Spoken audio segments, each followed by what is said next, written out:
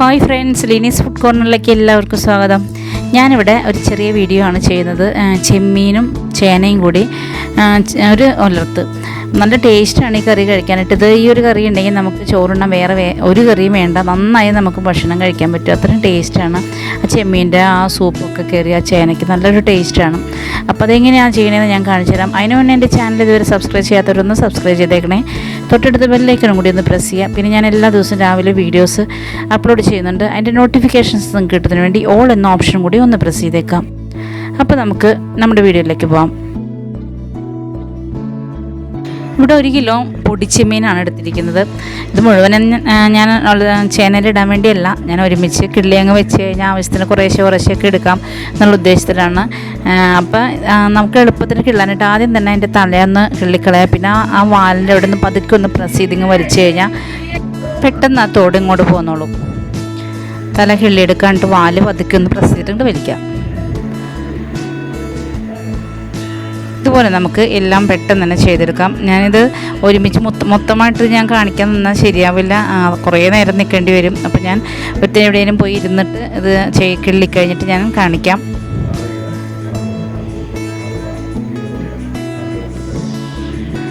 അപ്പോൾ നമ്മുടെ ചെമ്മീനൊക്കെ കിള്ളിക്കഴിഞ്ഞിട്ടുണ്ട്.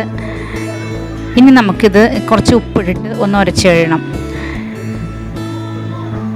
പൊടിയുപ്പ് 2 സ്പൂൺ പൊടിയുപ്പ് ഇട്ടിട്ട് നമ്മളിതുപോലെ ഒന്ന് വഴറ്റി കൊടുത്ത് കഴിഞ്ഞിട്ടുണ്ടെങ്കിൽ ചെമ്മീൻ്റെ ആ വഴുവഴുപ്പൊക്കെ മാറി നല്ല ഫ്രഷായി നമുക്ക് കിട്ടും. ഇനി കുറച്ച് വെള്ളം ഒഴിച്ച് അതിൽ നിന്ന് കഴുകിയെടുക്കുക. ഒരു 2-3 പ്രാവശ്യം നമ്മളത് കഴുകി വരിക.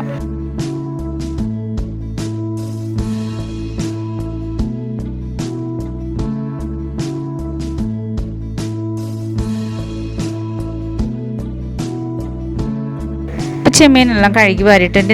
ഞാനിവിടെ ഒരു 1/2 കിലോ ചേനയാണ് എടുത്തിരിക്കുന്നത്. അത് ചെറിയ കഷ്ണങ്ങളാക്കി കട്ട് ചെയ്ത് വെച്ചിട്ടുണ്ട്. 150 ഗ്രാം ചെമ്മീനാണ് ഞാനിതിലേക്ക് എടുത്തിരിക്കുന്നത്.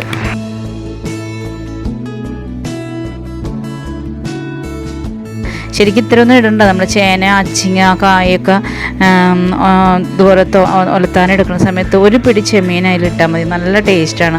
ഇതിലേക്ക് ഞാൻ 2 പച്ചമുളക് എന്ന് പറഞ്ഞാൽ അത് പഴുത്തുപോയി, അത് ഞാൻ ഇട്ട് കൊടുത്തിട്ടുണ്ട്. 1 സ്പൂൺ ഇഞ്ചി ചതച്ചിട്ട് കൊടുത്തിട്ടുണ്ട്. അതുപോലെ തന്നെ 1 സ്പൂൺ വെളുത്തുള്ളി ചതച്ചിട്ട് കൊടുത്തിട്ടുണ്ട്. കുറച്ച് വേപ്പിലയും കൂടി ഇതിലേക്ക് നമുക്ക് ഇട്ട് കൊടുക്കാം. എന്നിട്ട് ആവശ്യത്തിന് ഉപ്പും ചേർത്ത് കൊടുക്കാം.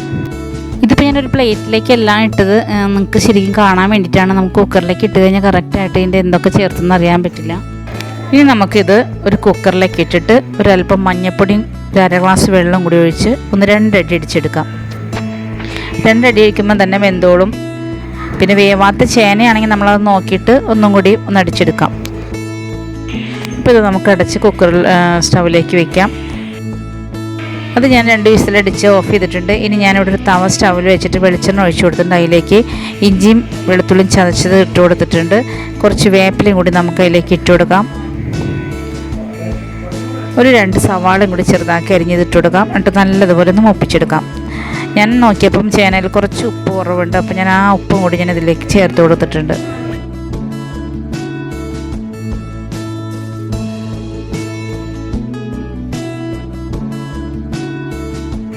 നല്ലതുപോലെ ഒന്ന് വഴറ്റിയെടുക്കാം. ഇപ്പോൾ സവാളയൊക്കെ ഒരുവിധം വഴഞ്ഞു വന്നിട്ട് ഇതിലേക്ക് നമുക്ക് 1/2 സ്പൂൺ മഞ്ഞൾപ്പൊടി ഇട്ട് കൊടുക്കാം.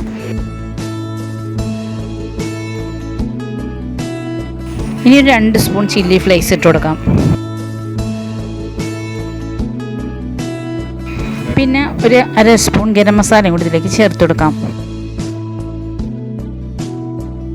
എന്നിട്ട് വീണ്ടും നല്ലതുപോലെ ഇളക്കി ഒന്ന് മൂപ്പിച്ചെടുക്കാം. ശരിക്കും മുരിഞ്ഞ് വരണ ആ ഒരു ലെവലിലേക്ക് എത്തി വരുന്നവരെ നമുക്കൊന്ന് മൂപ്പിച്ചെടുക്കാം.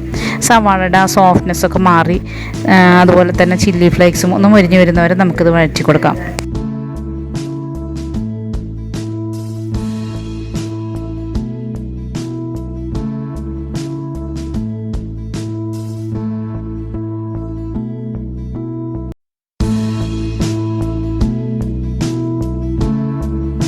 ഇതിലേക്ക് നമ്മൾ വേവിച്ച് വെച്ചിരിക്കുന്ന ചേനയും ചെമ്മീനും ഇട്ട് കൊടുക്കാം.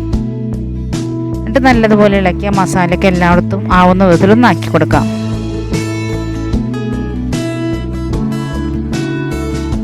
ഇതിലൊരല്പം ഉപ്പിൻ്റെ കുറവുണ്ട്, അതുകൊണ്ട് ഞാൻ ചേർത്ത് കൊടുക്കുന്നുണ്ട്.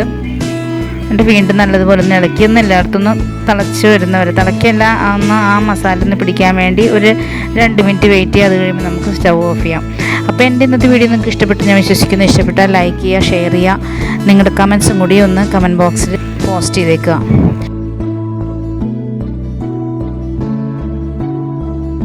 അപ്പോൾ നാളെ നമുക്കിതുപോലെ വ്യത്യസ്തമായ മറ്റൊരു വീഡിയോയുമായി വീണ്ടും കാണാം. Thank you.